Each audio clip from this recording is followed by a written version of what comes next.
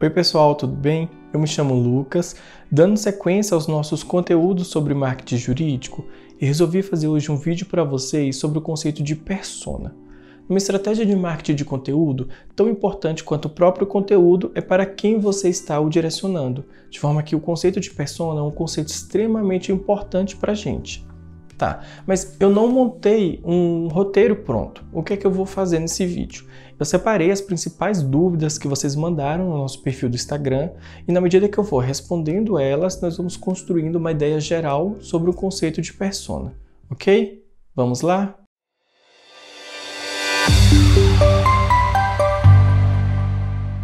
Essa pergunta é certamente a mais importante. O que é persona? Nós sabemos que nós vivemos em um mundo extremamente segmentado, de forma que os clientes possuem cada vez mais problemas e anseios específicos, diferentes, e também, certamente, procurarão soluções diferentes para os seus problemas e anseios.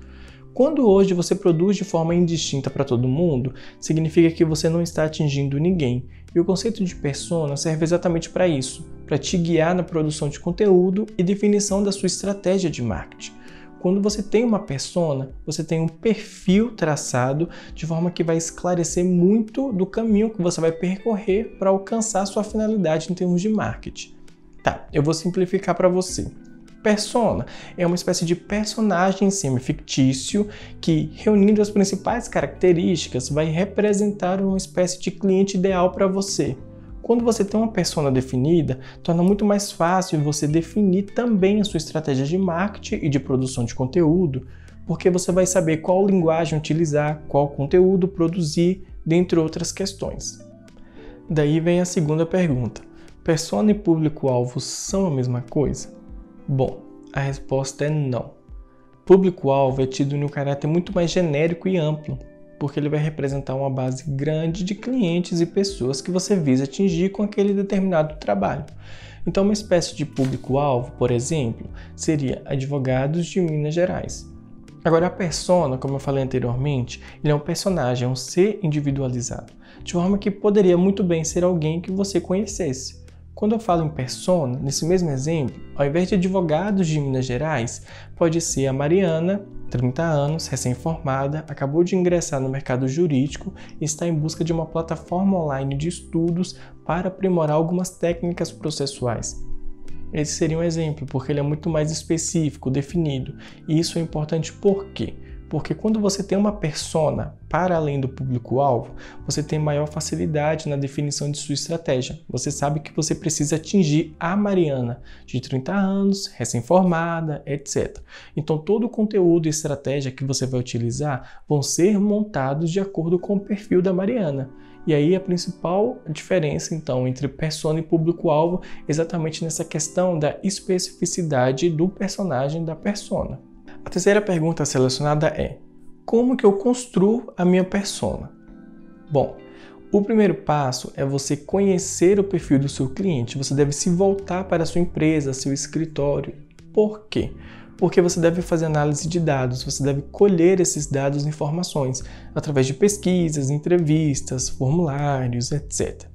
A persona, embora seja um personagem semi-fictício, ela não é formada com base no que você acha que seu cliente gosta ou como você acha que ele consome conteúdos. Ele é formado através da reunião de características concretas e reais dessa base de clientes que vão te apresentar um determinado padrão. E esse padrão, então, vai representar a sua persona. Tá, então o primeiro passo é colher informações. Você precisa se voltar para a sua empresa ou escritório e conhecer sobre o seu cliente. Você pode fazer isso de forma direta, indo até o cliente, e aí é sempre preferível que você faça uma entrevista, termos qualitativos, ao invés de um formulário pré-definido, que são termos quantitativos. Por quê? Porque conversando com ele, uma espécie de entrevista, você vai ser capaz de identificar pontos que talvez fossem desconsiderados em um formulário pré-definido. Sempre vai surgir algum ponto que é importante, sempre vai surgir algo que você não pensava antes. Tá? Então, o primeiro passo é ir atrás do cliente, selecione um número significativo deles e converse com eles. A partir das respostas, você vai tentar extrair um padrão, e esse padrão vai representar o seu cliente. Essa é uma modalidade direta. Ela pode ser feita no meio físico, no meio digital, a melhor forma para você. A segunda possibilidade que você tem é fazer isso pela via indireta. Como seria essa via indireta? Você não vai até o cliente, mas você extrai algumas informações valiosas a partir da observação de um certo padrão de comportamento desses clientes. Então você vai se voltar para o seu banco de dados e a partir deles vai tentar extrair padrões que te forneçam informações suficientes para a criação da sua persona. Então você pode fazer isso pela via direta ou pela via indireta. E além de definir quem é a sua persona, essa entrevista, essa análise de dados, ela serve também para definir quem não é a sua persona. Aquelas pessoas que apresentam um número baixo, não tão significativo, a ponto de se converterem numa persona, ou seja, no público visado para você. Além disso, além de te ajudar a definir quem é a sua persona e quem não é, essas entrevistas, análises, etc., elas podem também te dar valiosos insights para produtos, estratégias. Por quê?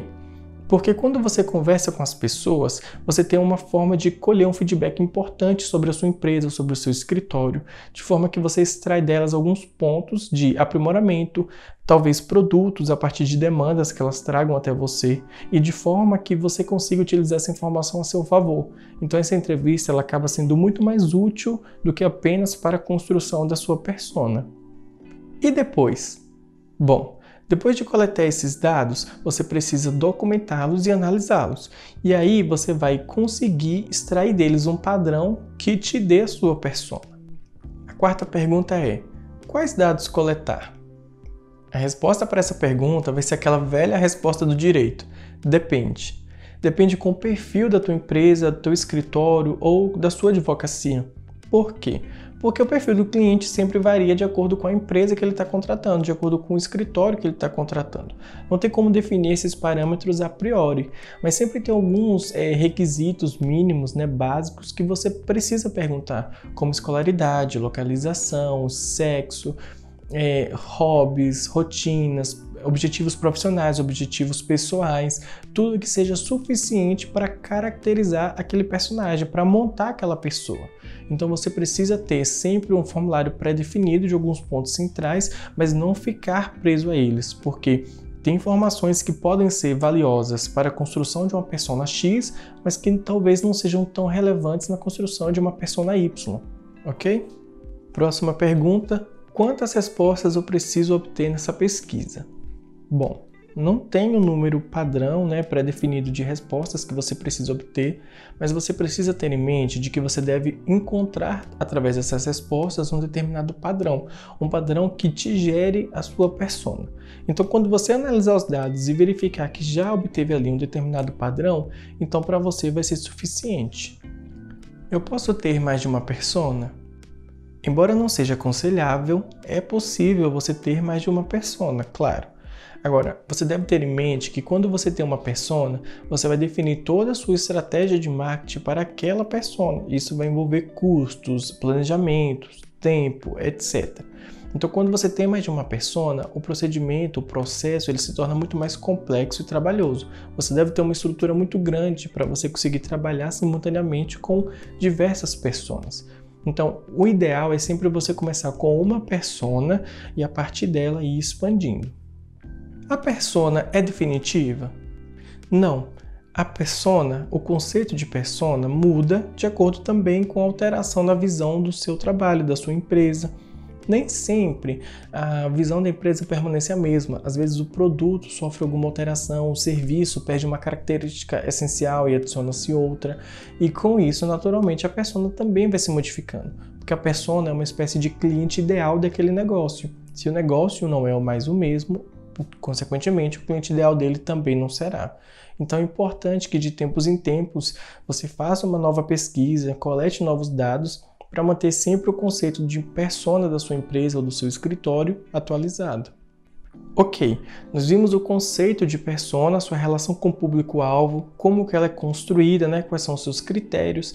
E agora, para encerrar o vídeo, eu queria te dar uma dica que é extremamente valiosa. Dedica boa parte do seu tempo, dedica um tempo com qualidade para a realização dessa pesquisa.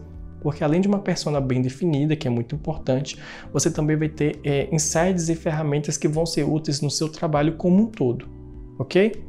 Se você gostou da dica e quer saber mais, é só visitar nosso perfil do Instagram. Nós estamos produzindo diversos conteúdos sobre o tema. Eu espero que vocês tenham gostado e não esqueçam de deixar o feedback aqui pra gente, tá bem? Muito obrigado e até a próxima.